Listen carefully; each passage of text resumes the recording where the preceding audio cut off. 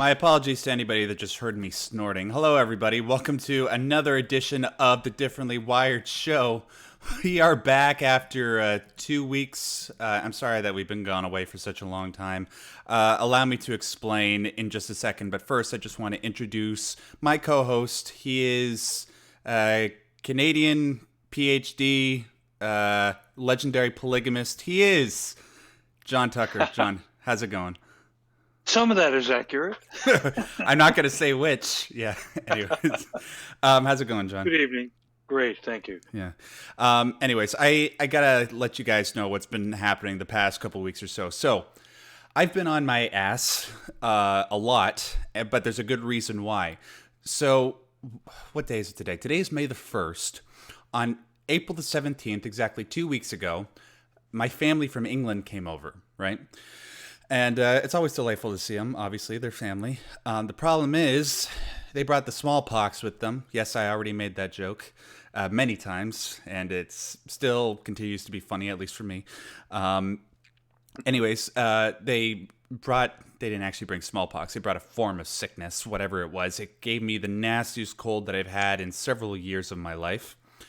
And as a result, we originally weren't going to be able to do the Differently Wired show last Wednesday because I had a prior commitment. I was going to see Alice in Chains, and it was awesome. They played all my favorite songs, with the exception of Rain When I Die, but it's okay. They did the majority of the stuff I wanted to hear anyways. Problem is, we were also going to do a separate video to make up for the fact that we missed things. But we couldn't do that because around that time Wednesday, because the cold reached its peak intensity, plus I went to go see Alice in Chains in a smoky theater where everybody's smoking pot because, it's Canada.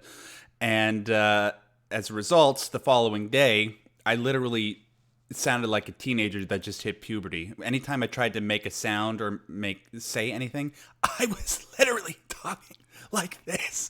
It was horrible. But thankfully, now that another week has passed, I've gotten over it for the most part. You might hear me cough or sniffle a little bit here and there, so please just bear with me. But I think I've gotten over most of it, so we should be able to press forward. Now, with all that crap out of the way, I got to let you guys know that we do have a special guest joining us for this particular episode of the Differently Wired show. You might have heard of him. I've been on his podcast, on his YouTube channel, as well. He is the YouTube channel that sponsored my most recent video titled Autism in Media Drax the Destroyer. And we've been having a pretty good working relationship since, and we hope to continue that with this particular episode. And that particular YouTuber I'm referring to goes by the moniker Triple S League in regards to YouTube, but he likes to be referred to as Sibsidian. Sibsidian, introduce yourself, man. Hello. I am Sibsidian, and I do have a quick question for you because I'm a little confused. How old is Alice, and how many chains is she wrapped in? She's wrapped in all the chains, okay, as she deserved to be. Ever since 88. I think that's when they first started. Anyways. Wow, she must be pretty old. Yeah, but she's got like that. She's got like that virgin blood, that she just drinks from, and she maintains her youth. So. Oh, yes, like a certain high level judge in the States. Yes. Yes, exactly. Or like Michelle Pfeiffer, or that one chick that does all the Olay commercials. My name's escaping me. Anyways, before we get off on a really weird tangent that makes this show deviate from being family friendly, Triple S League. We brought you on obviously because you are a self-proclaimed member of the autism spectrum. You are differently wired, as are the rest of us that are listening right now. And you sort of wanted to come on and sort of speak about your experiences with autism, but specifically how it's interfered with your work life. Now, a lot of the people that listen to the show, obviously, it's somewhat of an unfortunate universal struggle. They struggle when it comes to how autism conflicts with being able to maintain a healthy work life, right? Mm-hmm. And you had some things that you wanted to say about that and maybe some advice. So currently, I'll just give a very quick rundown of kind of more or less what I've gone through and why I think I'm able to kind of speak on this. So first of all, I work 4 jobs right now. Essentially, I work for a big tech company, doing tech related things in preventing damage and stuff like that. Um, that's a part time, very very full time, kind of like mid spring to mid fall kind of job. So it's I work nonstop during the summertime, about 10 hours a day at the very least, upwards to 12 or 14, once you factor in like travel time and some other stuff. So yeah, it's a big job. I also do consulting for a couple of video game industry for a couple of video game companies, the indie game industry as well. That's another one that I do a lot of direct work with. I do some work for some media relations, and then I also have a couple of nice relationships with some other type groups that require an analyst, to basically give them the lowdown on some info. I also run, of course, as you mentioned, the Triple S League YouTube channel along with my partner Ash and Inity. We've been doing this for a little over 3 years now. We're about to hit 10 million views, so that's very exciting. And we've just the other day we hit 24,000 subs. We're one of those types of YouTube channels where we have way more views than we do subscribers, mostly due to the fact that we cover a lot of topics and we kind of we're not really lasered in on one particular thing, so it's a little harder to get like continual subs on that, but you get a lot of views to it. So Yeah. and then the last thing I do is I'm currently writing a book. So between all of those things, both in the summertime and in the wintertime, I work around 16 hours a day. I'm pretty much debt free. I live by myself in my own home. Um, my business partner and I basically work as much as we can on it, and I spend a ton of time making connections. This has come at the cost of many years of a lot of trial and error, a lot of failure, and constantly getting back up again. Failure is a good teacher. It as long as you're willing to get up again. If you don't get up again, well, it's going to beat you down. But overall, I've got to say that when it comes to whether or not it's worth it, working a hard job, having gone through all the firings and all of the in some cases very cruel treatment from people at work, um, is it worth it? Is it worth it in the sense of like financial? I've never worked too many jobs that pay like super well. Not like triple or 6 figure digits or anything like that. Um, but is it worth it to like bring home money and to be independent? And the answer to that is yes. But the answer to that is a resounding yes when you factor in the pride that you take in your work. So if you have the ability to work hard, take pride in something that you do, and this is going to be the like my big number 2 is basically do something that you love, do something that you enjoy, or do something that you're good at. And if you can combine all of those things, then that's even better.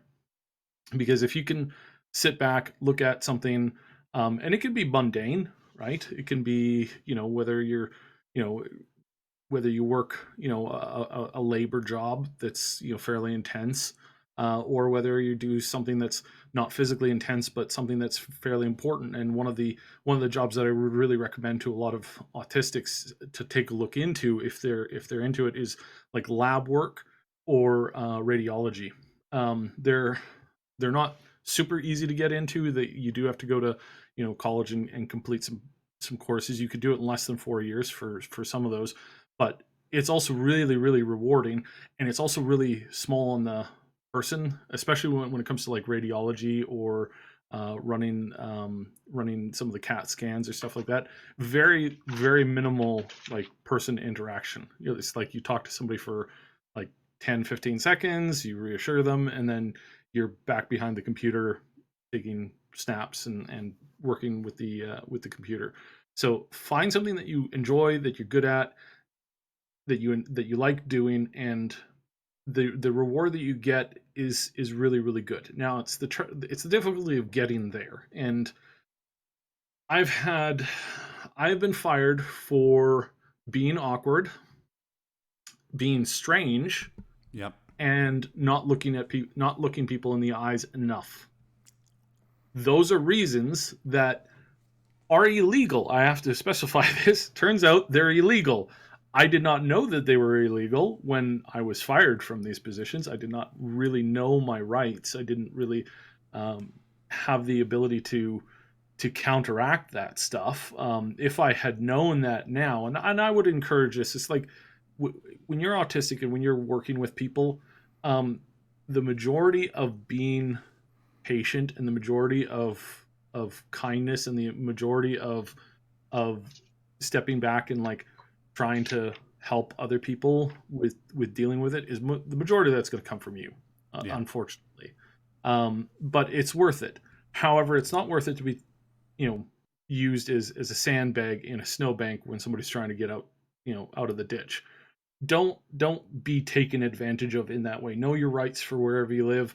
And if somebody fires you for being strange or being awkward, take them to court because that is something that I would highly recommend, because having been on the receiving side of that, and then it's not always about you. Like for me, a lot of this stuff is like I'll talk about that, like how like I kind of shake most of it off, but at the same moment, it's like it's not for you that you're doing that. It's for the next autistic person that comes into that work area. It's for the next person that works for that boss who looks at you and says, you remind me of a school shooter, or you're really you're really bizarre, and I think it would be better if you just didn't work here.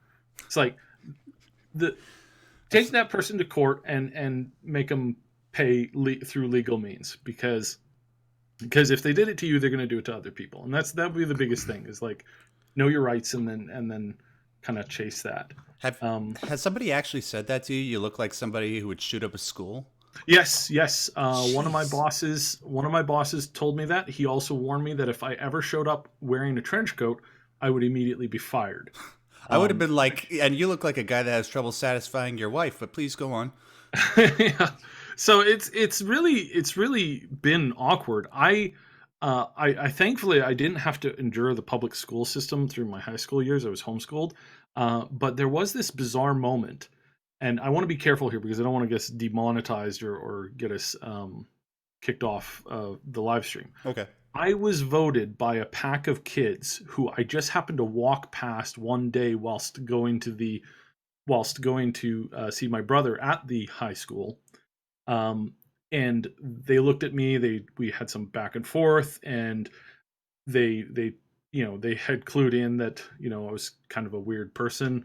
And they voted me unanimously amongst it was probably about 9 kids there, that I would end up causing a sudden burst of force and um, a giant expansion within the atmosphere at that particular location sometime in the future. If you can put together what that means, then in the way that a kid would say it, then that's what they Oh, did. So they jeez. voted me most likely to do that. Now the funny thing is, and I have to also be very very careful with this response, is that because of the line of work that I happen to do, I ended up many years later actually signing off on the demolition of the school. And when asked, "Hey, who wants to push the button to bring the building down?" I put up my hand and said, "You know what? This actually fulfills a prophecy." So if I could press the button to in the confines of a construction facility construction site to take out the building, I would be more than happy to do that. So that is how I ended up fulfilling that prophecy. But having that over my head for like, gosh, it was like 15 years, was just the fact that people would do that or say that. Um, take on the aspect of the duck when dealing with this kind of stuff, is like let stuff roll off your back as much as possible, Mhm. because in the grand scheme of things, their poor reaction comes down to them and their response to it. And especially with us, like Yeah, I was there about was to say, for us on YouTube, absolutely. Yeah. Well, a few years or no, sorry, a few weeks ago, you had somebody who called into the show and who was really upset about some stuff that had been said about him at his workplace. And I want to say to that, it's like that stuff happens a lot, and we're really targeted by that. Mhm. But you will do yourself a favor, and you will make yourself far more valuable to people who actually, not all bosses are great, but there's a lot of bosses who, if they're successful because they can identify people who are helpful to them and helpful to their company. If you actually go out of your way to just kind of let that stuff slide, ignore it as much as possible, and focus on being the best employee that you will be, you'll find yourself making better connections. You'll find yourself getting raises. You'll find yourself, again, not every boss is perfect in this, especially not in like retail or the small jobs. But when it comes time, that being able to like buckle down and do stuff, surprisingly, a lot of employees value that above pretty much everything else.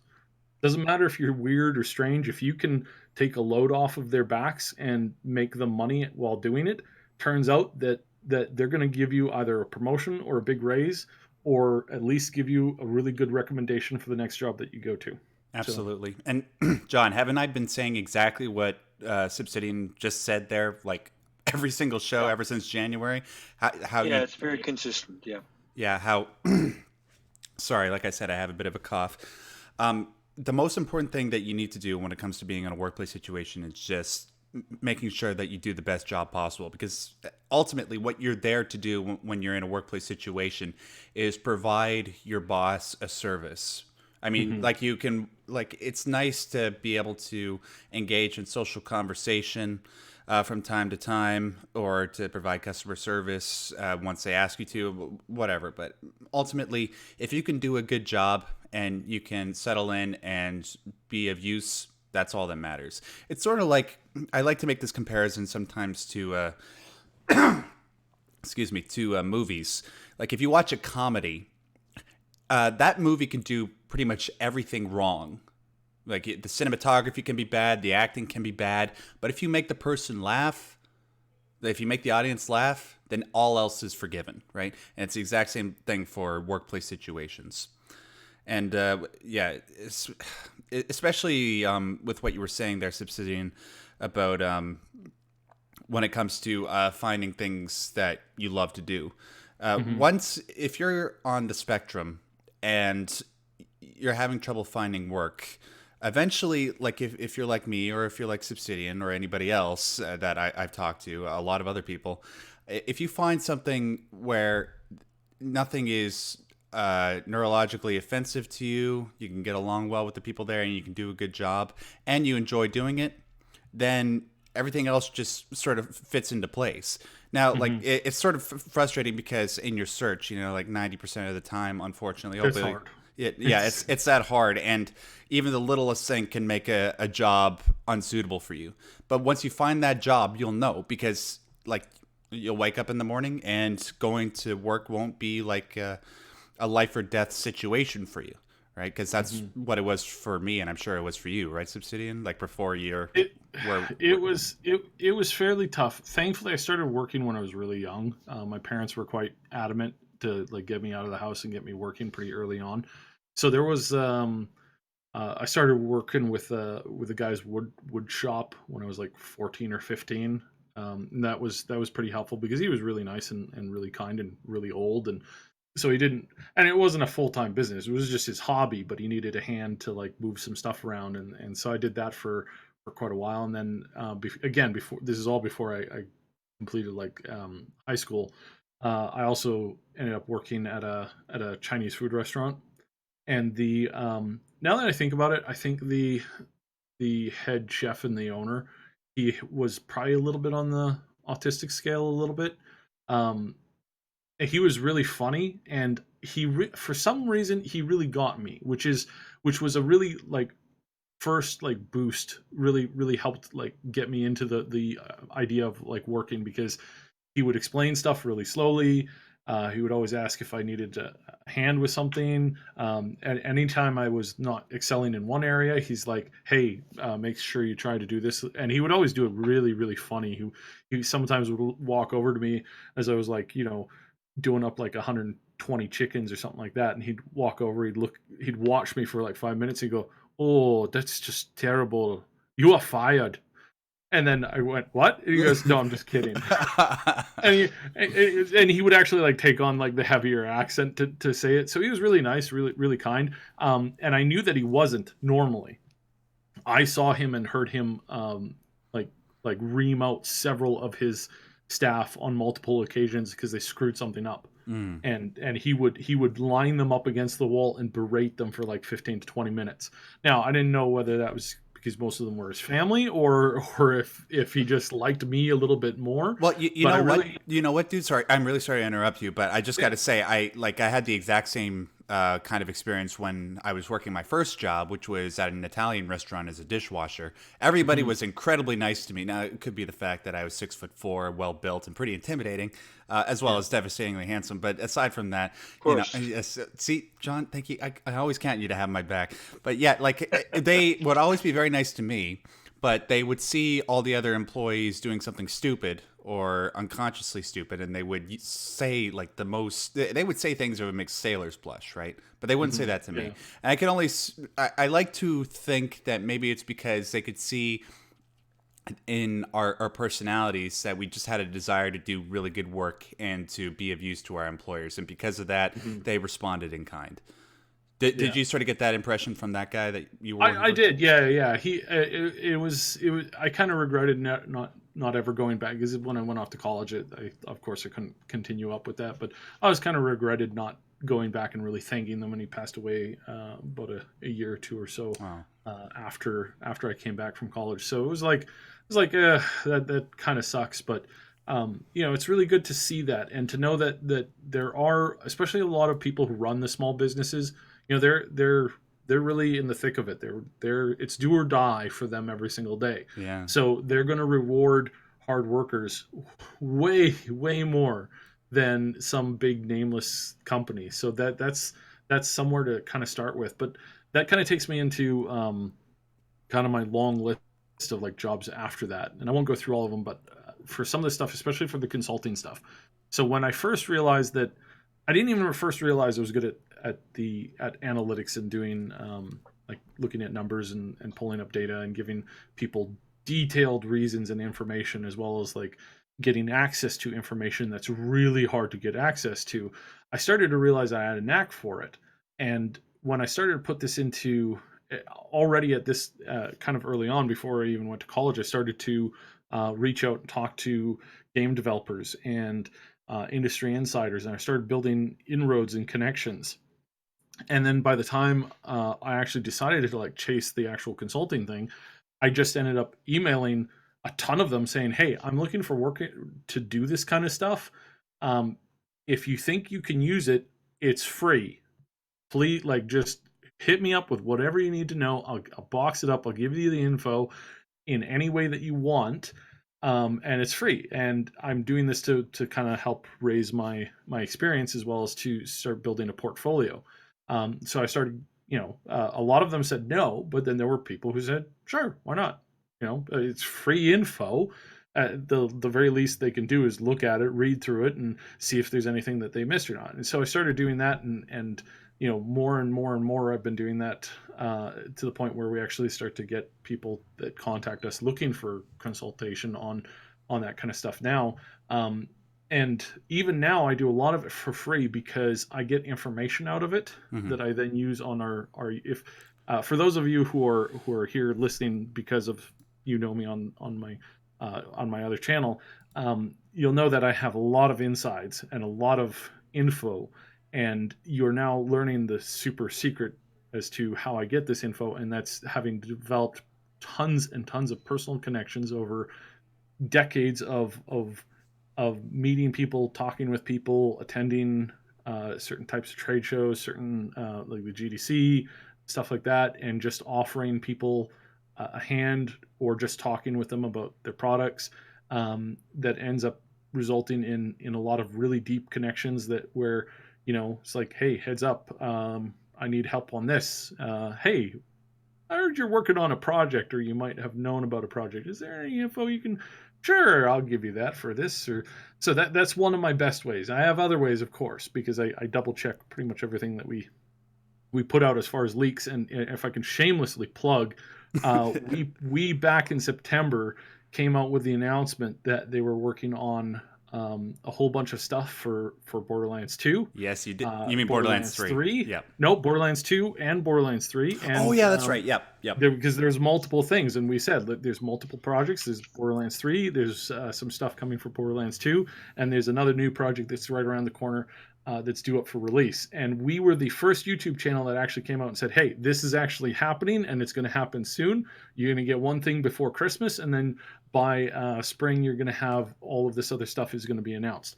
And because today happened to be the day that they showed off the gameplay of Borderlands 3, and then of course back in December they launched the Borderlands 2 VR, and then they released the Borderlands 1 and 2 remastered with additional new content. So if like people were like, how did you know? Well, it's because I know a good number of people from multiple places that are involved with that kind of stuff at multiple angles, as well as the fact that Randy Pitchford, who runs the studio, I have a real close personal connection to him that he doesn't know about.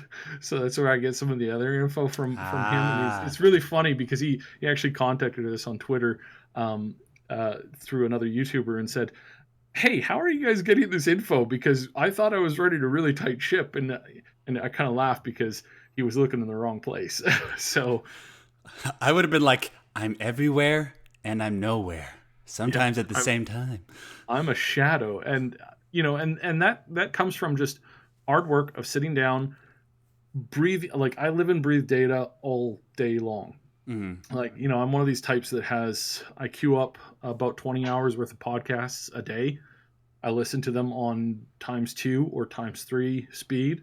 I listen to and I go through pretty much every major newspaper and at least 2 to 3 hours of every major television show as well. Sorry, as far as like news and information goes. And I just live and breathe info, as much info as I can get. And what I found is that, and this is like the hand that gives with autism, there's a hand that takes and there's a hand that gives. This is where I really excel, is in getting and seeing information that most people just can't process all of that at the same time. And I use that for every different field that I work in. Mm-hmm. And it's getting better and better as I get older and older. I just really hope that I don't end up exploding like a microwaved egg or something like that. Yeah. Down the road. Well, it takes solace in the fact that, scientists haven't created computers with enough processing power to match that of the human brain. So we can hold a lot up there. And thankfully for people like us, people on the spectrum, we do tend to be able to maintain a lot of information, more than that of the average neurotypical person. So just keep up doing the great work that you're doing, dude. Sorry, excuse me. I have a few questions before we move on to the mailbag session. And feel free to say no to any of these questions if you want. The first and foremost, you were just talking about managing to get this data and this insider information from all these different game development studios and big personalities. I'm sure that in your travels you've come across some information that certain personalities from certain studios or even YouTubers there might be some information that you come across that they don't want other people to know about, like blackmail and stuff like that. What are some of their names? No, don't answer that question. No, that was a joke question. Please don't answer that question. You know what's funny is, and I've told this to people, I'm like, when I'm usually introducing myself as autistic, I'm like, I'm autistic and I have a compulsion. It's a strong compulsion to answer any question asked. Mm. So, of course, there's like dicks out there who will say, well, what's your banking account and password for your banking card? And it's like, why would you do that? Mm-hmm. Like, I just told you that I have a compulsion to it. It should, you'd think that, somebody who has like gumption would say, oh, well, I'm clearly not going to take advantage of that because that would be wrong. Right. But yeah, no. That I've encountered that a little bit. As far as like information that I shouldn't know, I know a lot of information that I shouldn't know and that I'm not supposed to share with anybody.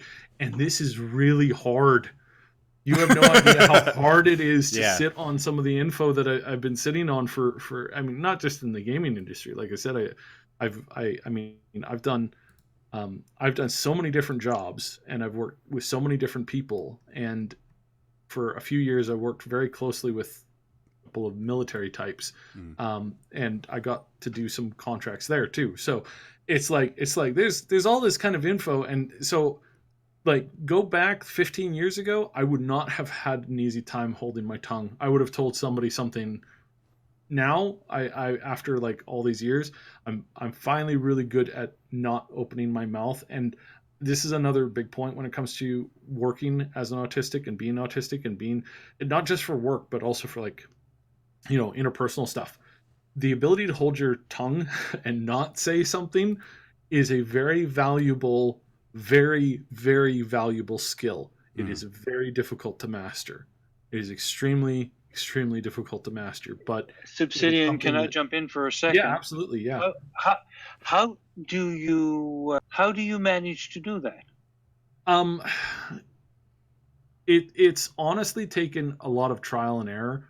Mm, My dad told me something when he dropped me off at college um, the first day of college. He told me it's better to keep your mouth shut and look like a fool than to open your mouth and remove all doubt.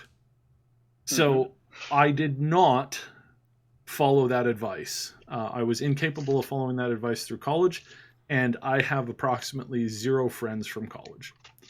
Mm. Pretty much everybody disdained me within the first 6 months, and then after that, it just went downhill from there. So, with the exception of like three people, but two of them are dead, and I lost contact with one of the other ones. So it's difficult, and all I can say is that it takes a lot of focus.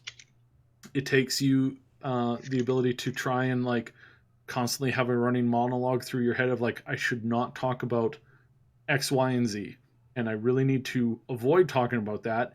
Come up with anything else from A through to X to talk about that's not X, Y, or Z. Um, and so I've kind of done that a lot, and I mean I'm not perfect. I had about a year ago, I started talking about a subject matter that was, one of those things that you're not supposed to talk about in polite company.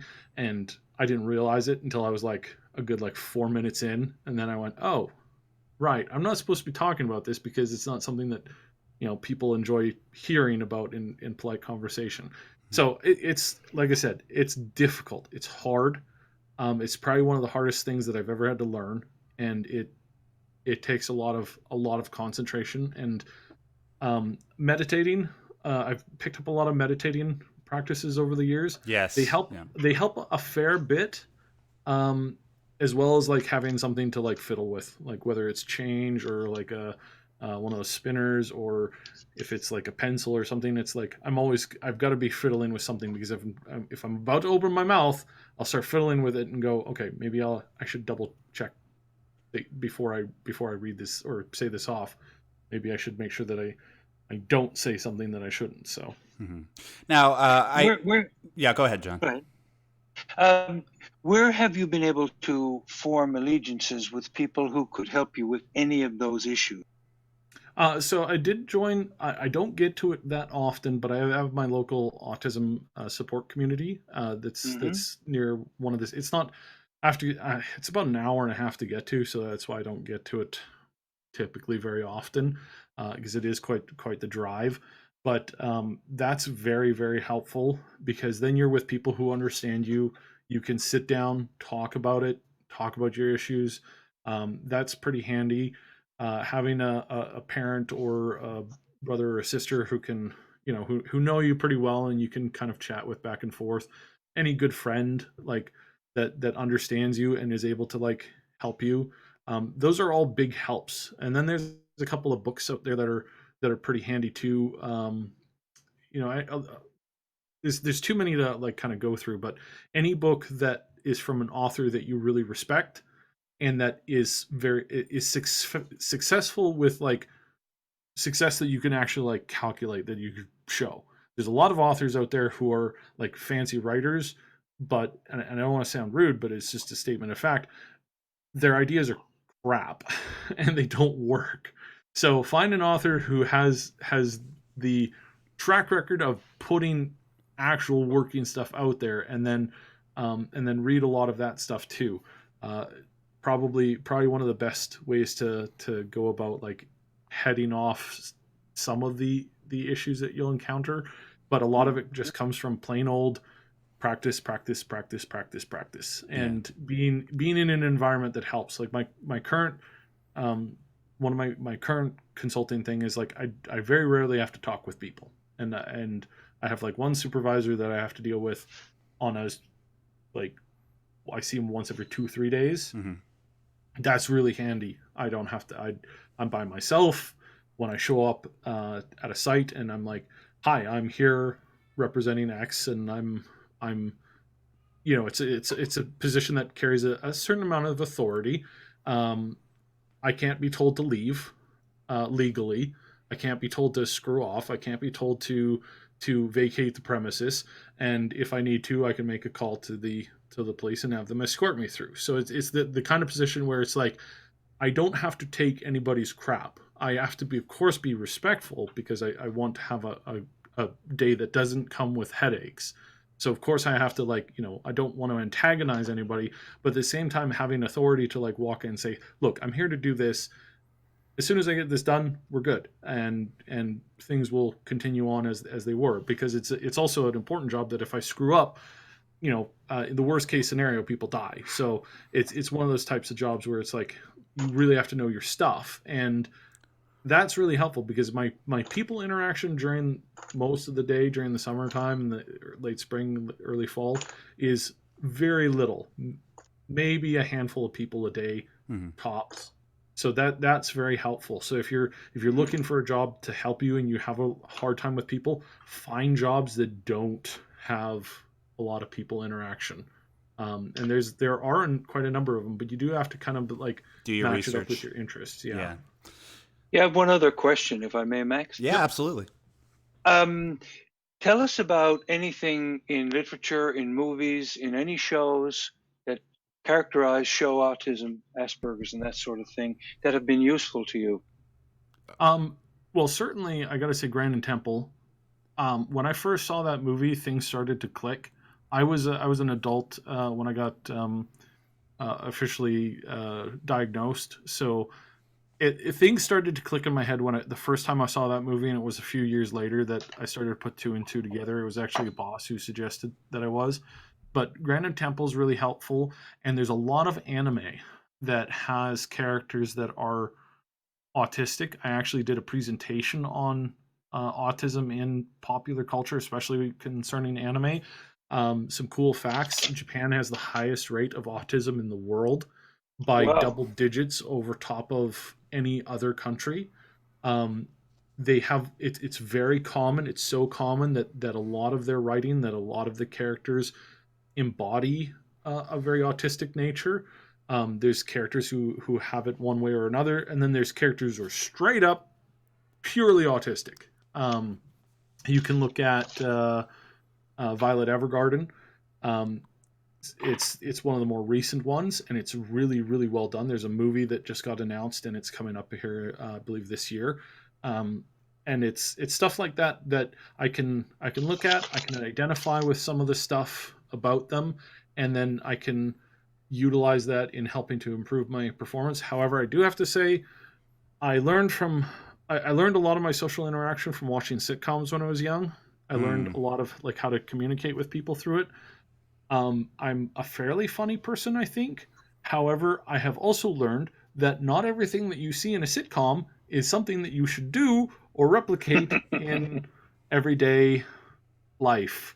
Turns out a lot of that stuff doesn't translate to real life very well, and I have learned a lot of those mistakes from watching sitcoms. So, generally speaking, it's like there's a lot of good stuff out there, but there's also a lot of stuff like I used to love Home Improvement as a kid. Yeah, sure.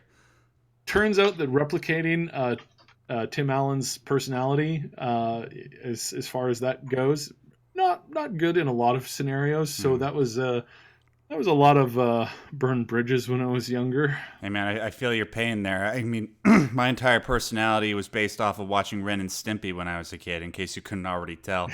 So, yeah, don't do that. But yeah, I understand the ultimate point that you're trying to make there is how just watching TV and watching how people interact, you're able to pick up on certain patterns and adapt them into your own personality.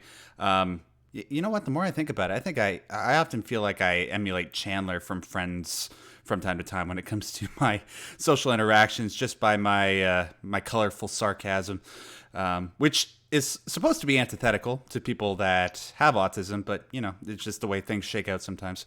But by the way, Subsidian, we're gonna get you to plug the Triple S League and everything that you do over there by the end of the show. But we just wanted to save a few minutes just to do some mailbag. Is that cool? Yeah. All right, thanks, dude. Okay, so first of all, before we actually jump into the mailbag, I just want to remind everybody that's watching right now, 54 people are watching. Holy moly. I thought we'd have a bit of a drop because we hadn't been doing the show for the past couple weeks. Here, let me bring the YouTube chat up so I could see all you beautiful people. Hey, Stranded. Hey, Holobrine. Hey, Magic Seahorse. Neat. Devin. Good to see you all right down there. Emerald Queen. I'm really, really happy that you guys have chosen to stick around with us. Anyways, let's just move to the mailbag segment of the show. Now, what is the mailbag segment of the show? For those of you who aren't aware, well, I'm really glad you guessed.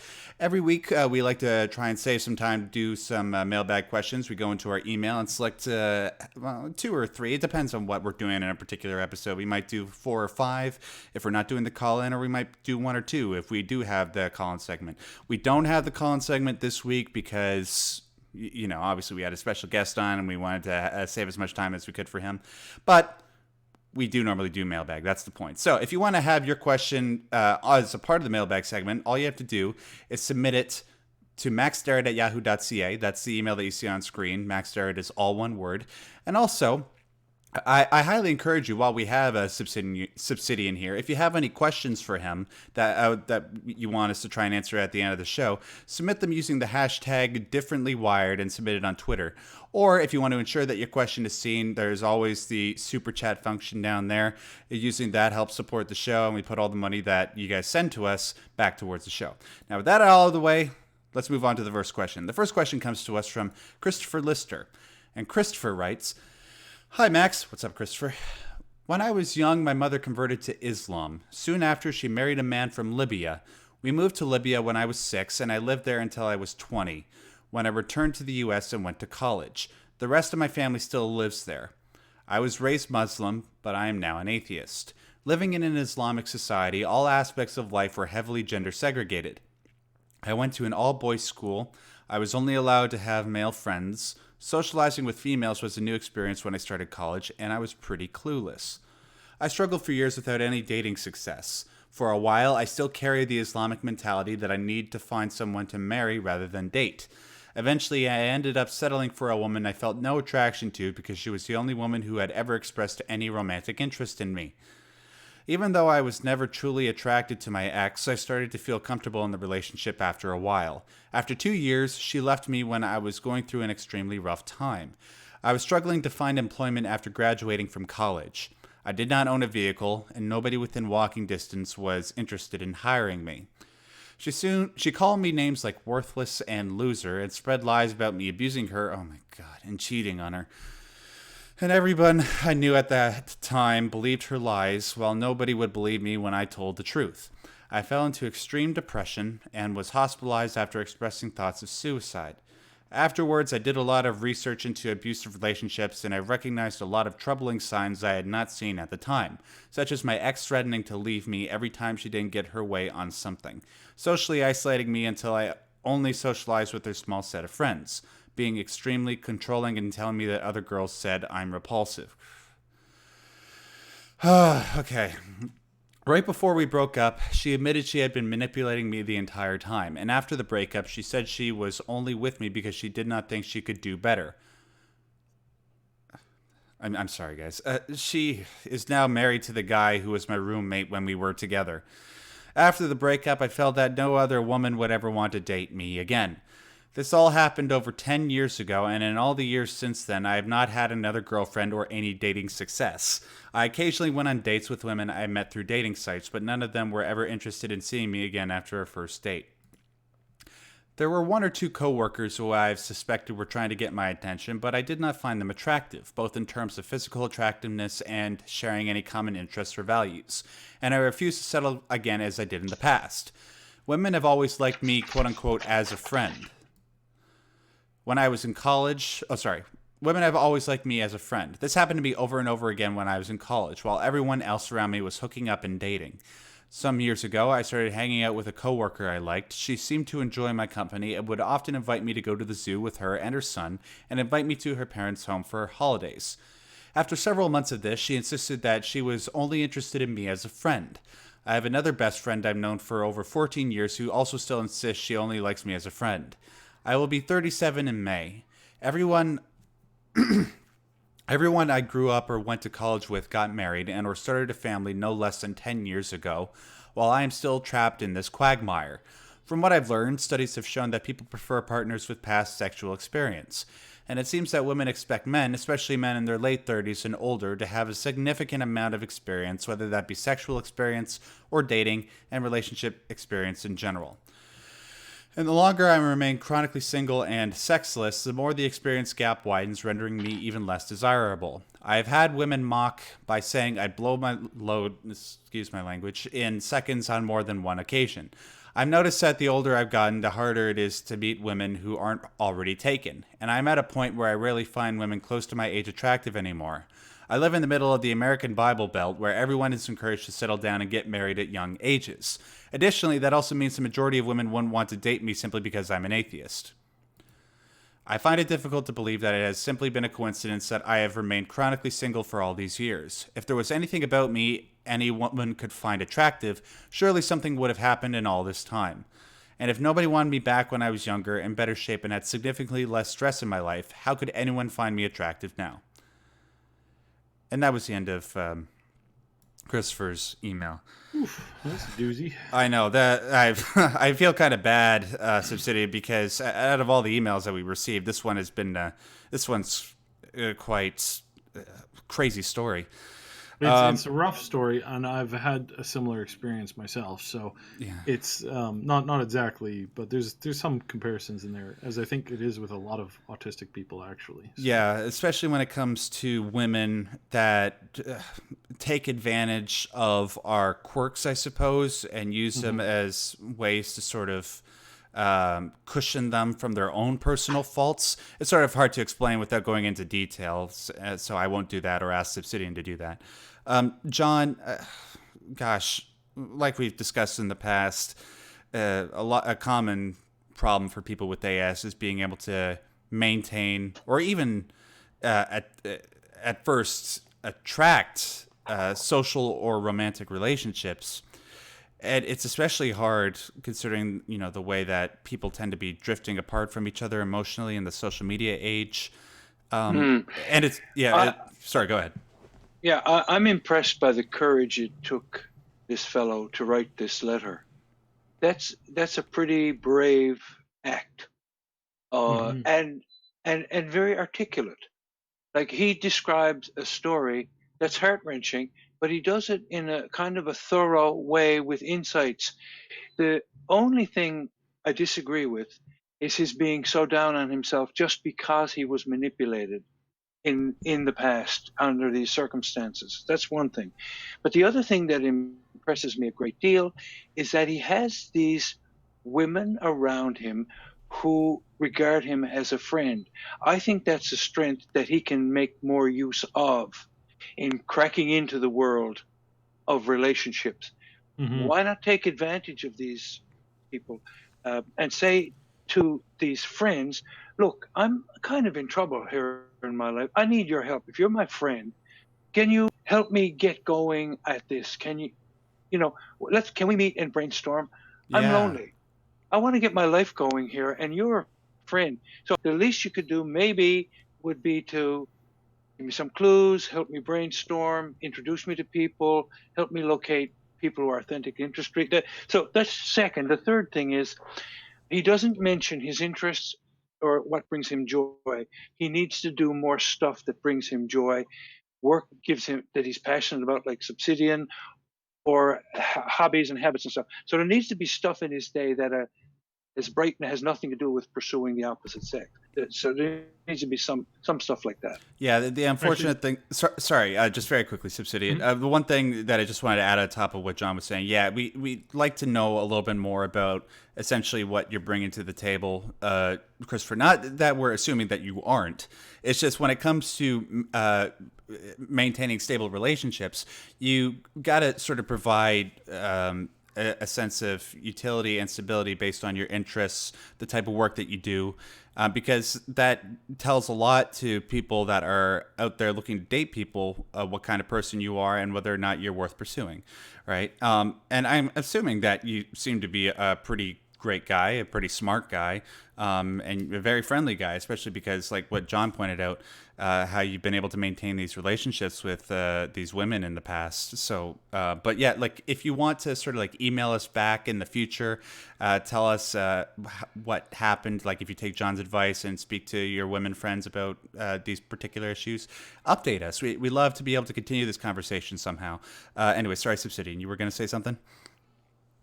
Yeah. So one of the things that I've really learned recently and kind of figured this out is when it comes to especially with women, women help to kind of sort out the good from the bad themselves.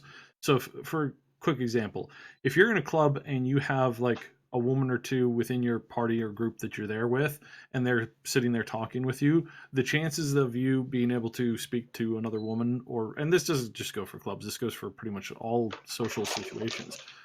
Having a woman there, or a friend, or somebody like that, and if they're talking with you, that already kind of sets you up and broadcasts to them that they've already like kind of checked you out, and you're not a creeper.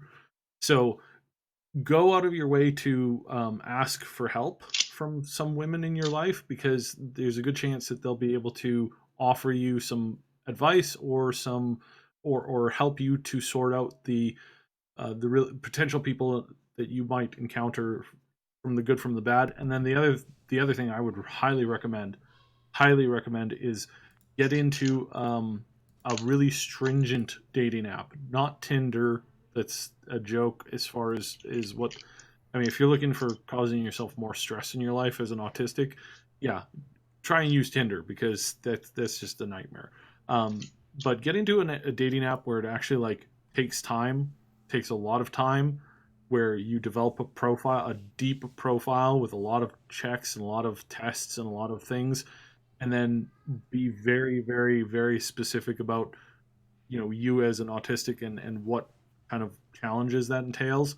Because when you finally do have somebody who reciprocates your pokes or your chats or whatever, the chances that they understand where you're coming from is going to be a whole hell of a lot more.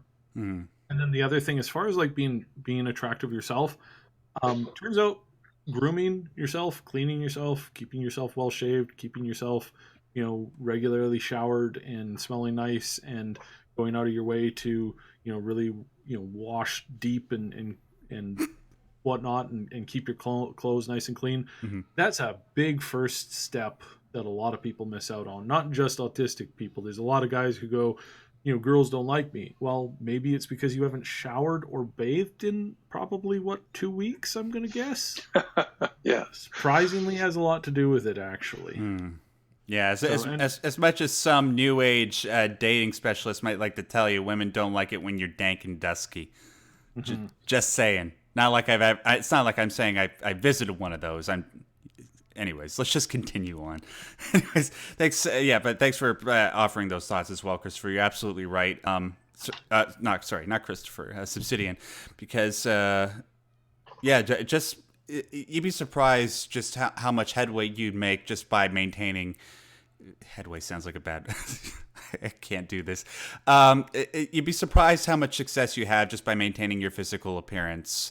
Just lifting a couple weights, and showering, as you said, that will do a lot of the work, just that alone.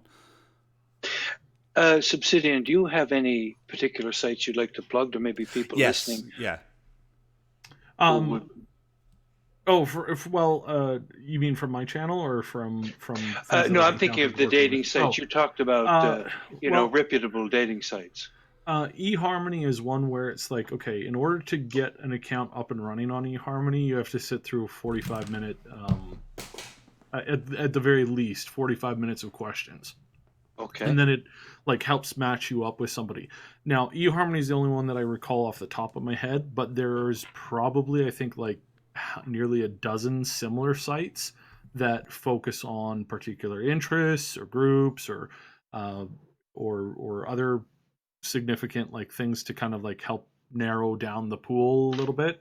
So something Okay. like that where again it's like you're asked to be, to look at yourself and give a solid long answer so that they can actually try to match you with somebody who's that type. There's also a couple of sites, and I don't know, I don't know them off the top of my head, but there's one or two sites where they actually, it's like really old fashioned.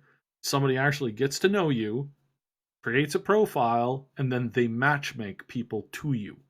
So it's an actual person, usually it's a woman, who talks to you, finds what you're looking for, what you're interested in, what your quirks are, what your weak points are, what your strong points are, and then they have a list of people who are applying, and they try and match you up with other people. Now, of course, So some of these, the key seems to be matching and dating.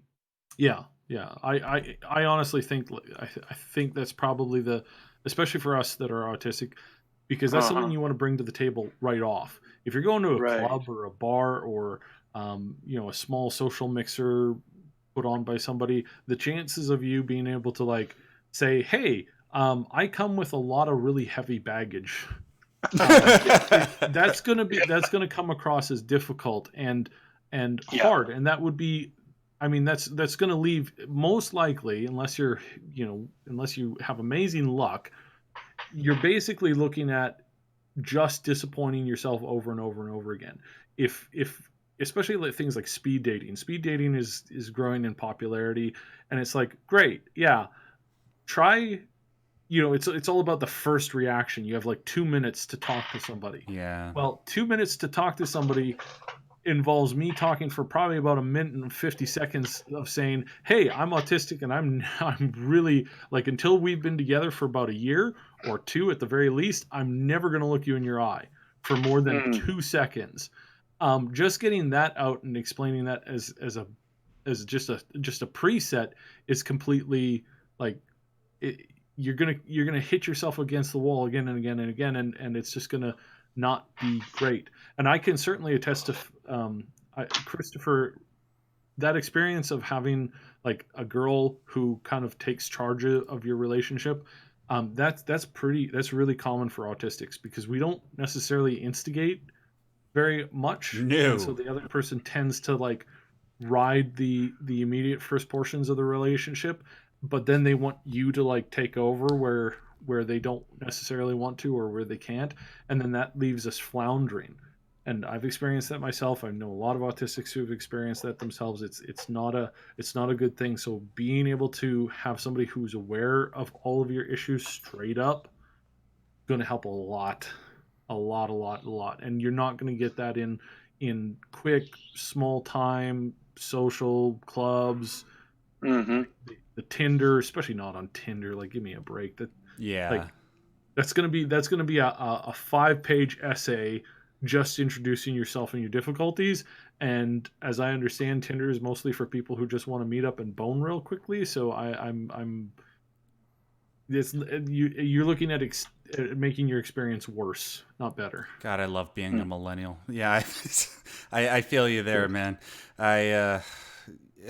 But yeah, I definitely sympathize with what you're saying about the first impressions thing. If only just more people, especially women, like for us guys, would just make the first move. Because I find that with all the positive social and romantic relationships that I've had in the past, well, in my entire life, really, has always been when the woman just makes the first introduction, right? Mm-hmm. yeah, like the people that I'm still friends with in college that were women, I'm still friends with them because they were the first people to do that. So if there are any neurotypical women that are listening to this, take note, please. John, I know we hit the top of the hour. I was just going to ask if you had a few more minutes just to do one more mailbag question, and if not, we can end the show. Yeah, no, let's do one more because this guy's waiting. All right, cool. All right, one last question, guys, and then we're gonna wrap things up and get Subsidian to plug the Triple S League again. This next question comes to us from Unoriginal Name. Perfect. Hey guys, I have a couple questions. I used to be very anxious and would finish a month-long project the first day I was assigned for fear of not having enough time. Eventually, I stopped doing this because it was very mentally draining to worry all the time. I made a schedule where each day I would do a little work so that by the time it was due, it would be done. Now I have the opposite problem. I'll procrastinate and put it off, which then forces me to get it down the night before it's due. My question is as follows. How do I motivate myself to do the things I need to do? Furthermore, I occasionally have meltdowns, I have social anxiety, and miss some social cues. I also have dysgraphia, which, if you don't know, is kind of like dyslexia, but with writing and typing. You can only imagine how many times I revised this email. My question being this. How do I get a job doing what I love, which is history? Sorry if I ramble and whatnot. It's hard to organize my thoughts. Love the show. No, you did a great job, dude. But yeah, I think you actually had two questions there. So it's like, one, how do you organize yourself? And two, how do you get a job doing what you love? Well, first of all, I sort of need to know what job it is that you'd want to do. And then you sort of have to craft a plan regarding that. I can only really speak for myself regarding doing the stuff that I love to do. But as far as organizing yourself, the problem is, as we were sort of briefly alluding to when we sort of lent the floor to Subsidian talking about his work experience, is that when you're on the spectrum, you find that you're only ever really able to pay a lot of attention as well as do a lot of work when you're doing something that you really enjoy, right? So once you do that, the need for a schedule becomes somewhat obsolete. Once you're doing what you love, you sort of do it unconsciously, right? If you have to do something that you don't necessarily want to do, and it takes up a lot of your time, you sort of have to be. I'm just speaking for myself. I'm sure Subsidian and John will have a couple of different things to say. But when it comes to stuff that you have to do, there's only two things that are really going to happen. You're either going to end up doing it right away or doing it really close to the due date, or you can essentially plan your days out down to a T and then stick to that. Because the one thing that I found for myself and for people on the spectrum helps the most is maintaining some sort of routine so that when they're doing work, and even when it's work that they don't do, they do it unconsciously, right? They just do it, right? That's essentially why I found myself at the job that I'm at right now and enjoying it, right? John, Subsidian, anything you want to? Yeah, I would like to say that when you're doing stuff you have to do and put it in a routine, it almost inevitably ends up being something you will put off because it's something you have to do, but something you're not passionate about. So there's two ways to do this. One is to make sure you pursue your passion, and that's job one. And if it's history, then you have to pursue history. And there are lots of jobs related to history, all kinds of jobs. History teaching, writing history, studying history, library work, tons and tons. If you look up the various job codes, you'll find a whole host of things that depend on history, including being a writer. But the other way is to develop a routinizing structure by putting things you really like to do in a routine that you make sure you get up in the morning and do something you like, and you plug in stuff that you like to do and start to develop kind of a mental muscle memory around the routine of a day. Then you'll find it easier to plug in the things that are a little bit less enticing. Yeah, especially when you set it up that way and you wake up, you'll be like, okay, if you have your schedule set up, you'll be like, okay, I'm going to work really hard at this one thing today, and then when I'm done and I get to do what I want, it's going to feel all the more rewarding, and I'm going to be so happy doing it because I'll know that, hey, I got all the important stuff done already. Subsidian, anything you want to add? Yeah, schedules. I mean, they're pretty helpful, or just getting into the habit of like prioritizing things. Um, especially like for me, especially it's like so much to do. Never have enough time in the day to finish everything I want to do. So it comes down to like making sure that I prioritize things in the proper order. Like I can't write when I can't write an hour before I go to bed because I will just fall asleep. Whereas I can do other stuff like watch a show or, squeeze in some extra news or something like that. So yeah, learning to rotate your schedule is really good. And then as far as like, if you want to get into history, if you're trained and skilled enough, I mean, definitely try to get in as a teacher. There's a big need for teachers who are autistic who can understand kids that are autistic coming in and are able to give them help and guidance from that kind of perspective. So I mean, if you can get into teaching, that's a great way. If you can't get into teaching because of education or something like that, there's other ways you can go about it. Creating a YouTube channel where you cover historical things and put it into a lesson type, or setting up a kind of podcast. This is something that, I mean, it seems repetitive being that we're on a podcast, and one of the things I'm going to push here in a minute is the fact that we have another podcast on our channels that starts in about an hour.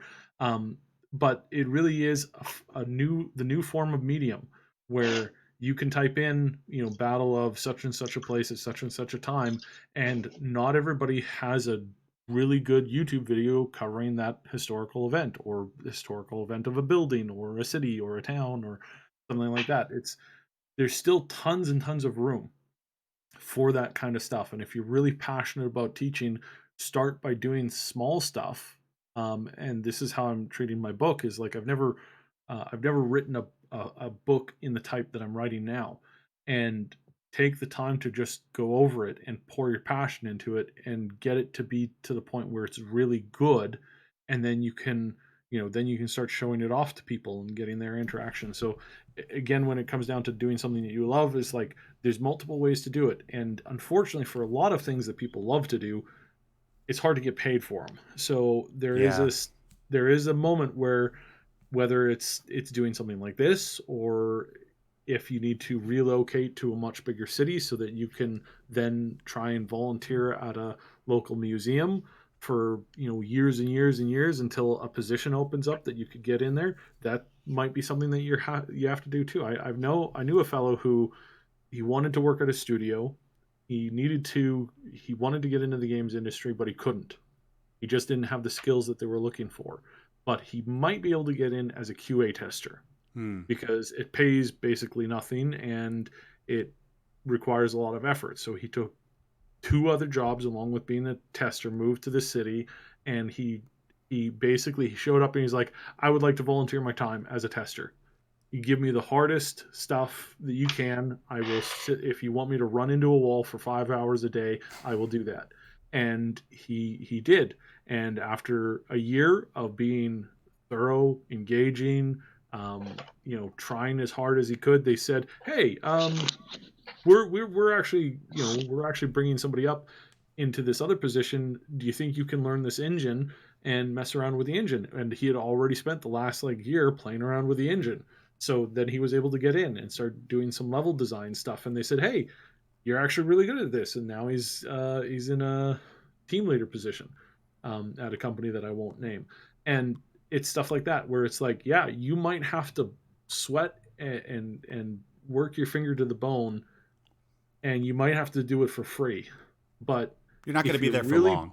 Really passionate about it, and if you can, again, put yourself into a position where you're helping the people who need the help in the company that needs the help. Some of these companies, especially in the gaming industry, like they're toast. There's a lot of companies that are going to fall shortly. So I wouldn't do it for any company. I would do your research, look it up, be thorough. Sorry, excuse me. Yeah. Yeah, yeah. And get out and do do the work that requires you to do that, or work on a profile or anything else. There's a lot of stuff that you can do, but a lot of it's going to be free work for a very long time. So Yeah. That's very wise advice, Obsidian. You do have to put yourself out there and be mhm. vulnerable. And if you can possibly do it, do the free work. But the key here is you're following passion.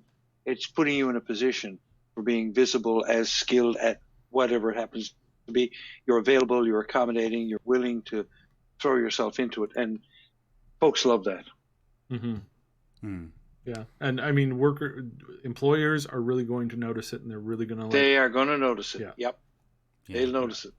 And on top of that, if you're pursuing something that you love, like we just said, and you're enthusiastic about something, as people with autism tend to be, and you make all this effort, half the time it won't even be effort. You'll have your goal in mind, and you'll know that eventually it'll all pay off, and sooner or later, you'll be like Subsidian, where you do something that you enjoy. And like myself, I love doing my YouTube channel. Anyways, that's pretty much it for this episode. I just have one last thing to do before we close things off. We got one comment on Twitter from Joel A. Weiss. I believe that's how you pronounce your last name, Joel. Forgive me if I got it wrong. He just said, "Hey Max, just saying hi and enjoying the show. Also, you have finally given me courage to make a YouTube video." Well, that's good, dude. Hmm. Make sure Hmm. when you do that, I see that you messaged me on Discord. When you make that YouTube video, make sure to send it to me. I'd love to watch it. Anyways, that's it for this particular edition of the Differently Wired show. Thank you so much, ladies and gentlemen, for watching. Before we go, I just got to do the usual house cleaning stuff, and I'm going to lead off with this. Hey, I see there are like 50 people there, right? But there's only 24 likes. What are you doing? Come on. Come on. See, I remember a couple weeks ago when we did the show, I forgot to tell people to like the stream, and we got a few reviews. So, guys, if you love us, you know you love me. You love my yellowy self. Make sure you just hit that like button. We really appreciate it. It helps tell the YouTube algorithm that our content is worth watching, and then it spreads it around to a whole bunch of people. And when people have done that in the past, some of my videos have become relatively big. So we really appreciate that. Anyways, I just want to remind you guys too, if you want to be a part of the mailbag segment, just email us anytime using the email that you see on screen, maxderrat@yahoo.ca. We love hearing anything that you guys have to say. And by the way, in respect to Christopher Lister and unoriginal name, please, if you could write us back telling us how things have gone. If you've taken our advice or if you didn't, whatever, we love to be on this journey with you guys, just as we love to be on this journey with anybody that we talk to in the Discord server or we talk to on Twitter, all that stuff. And finally, I just wanted to give our special guest a big thanks for all the support that you've given to this channel and this show in the past, Subsidian, and also for all the work that you do over at the Triple S League. And before we go, I just wanted to let you give you a minute to just pitch what you guys got going on over there. And I'll obviously say you guys really should go check out their content. They do a good job, but he can give a better description than I could. So we do gaming news, game guides. If you like any game and you have questions about it, there's a good chance that we have some videos that cover at least a little bit of it. We also do like we have two weekly podcasts that are strictly about gaming news and information, and then we have a Sunday show where we're on a rotating list of other YouTube channels where we have the community podcast for all things cyberpunk. So it's a game that's coming up most likely this year. We have a lot of inside info for this. This Yes, is he one of my does. this is one of my absolute babies when it comes to inside info. We've launched probably like half a dozen or more of the major leaks that you've seen in the last like year.